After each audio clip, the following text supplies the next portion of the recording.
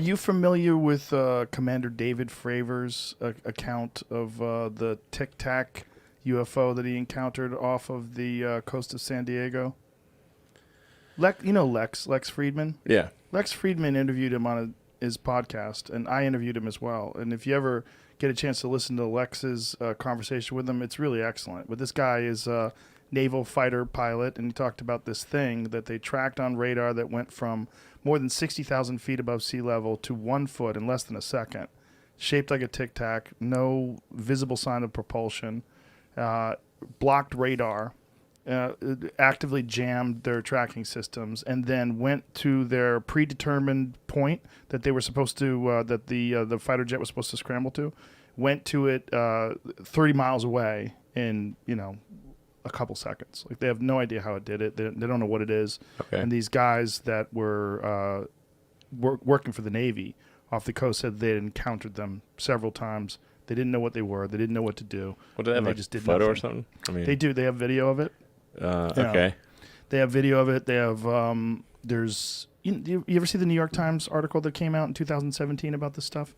I don't know. Yeah, there was a New York Times article in 2017 that was detailing this, and there's a couple other different sightings that were very similar. They were trying to figure out what these things were and why, and it was also in the COVID relief package that the CIA was supposed to release. Yeah, the politicians are trying to figure out what all this shit is, and so they tried to get them to release all the information they have within 180 days. Honestly, I think I would know if there were aliens. I would hope so. That's why I'm asking you. No, I'd be jumping on that. Be like, you should watch that conversation with Lex. It's Sure. Like, here's the thing. Do you think that they would want us to know? Or do you think they would just be observing and making sure we don't blow ourselves up? Would I don't know, if man. you were They're an alien real civilization? They sure are subtle.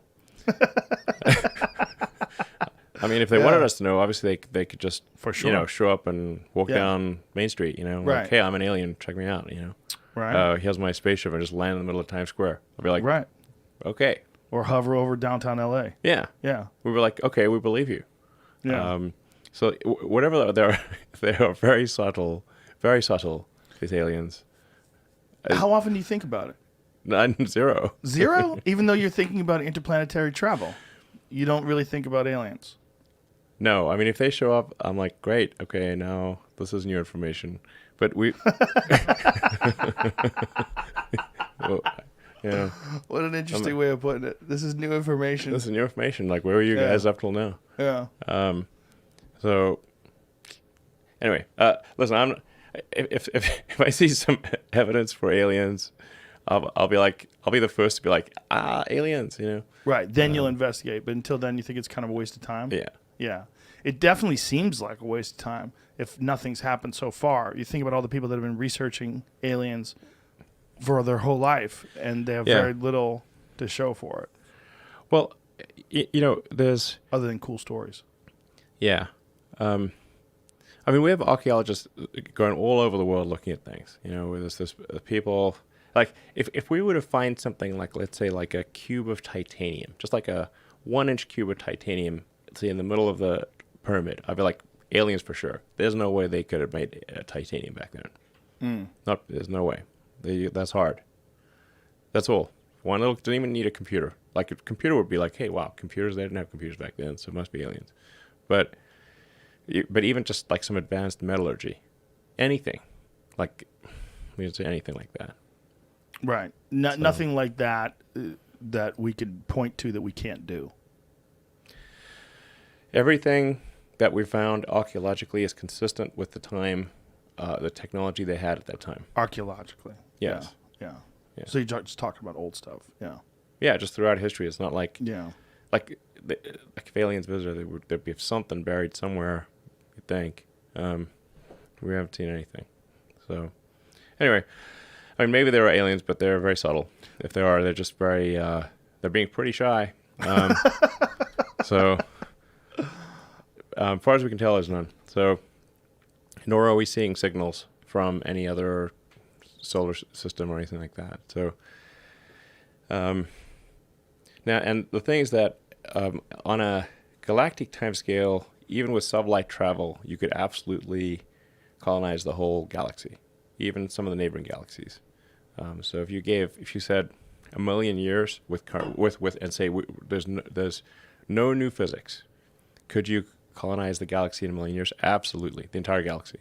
So you would start with Mars, build bases on Mars, then Yeah. use Mars to jump off to all these other planets, set up places there, and Yeah. over thousands of years easily. Yeah, kind of like, So hop from that's- one solar system to the next, and yeah. That it seems like that's imperative. Like that has to happen if the human civilization is going to survive, because our Yeah. planet is just we're too subject to natural disasters and our own folly, and if the species is going to survive, Yeah. we kind of have to escape. It's mostly about the species. I mean, there've been some real doozies of massive meteors and super volcanoes, and the continents moved all over the place, and Earth's been a snowball and super hot. If you read like the geological history of Earth, it's like very long and complicated. And then there've been so many extinction events, not like just a few. Yeah. I mean, the Permian extinction event, that was a real rough one, where it's like well over 90% of all species died out.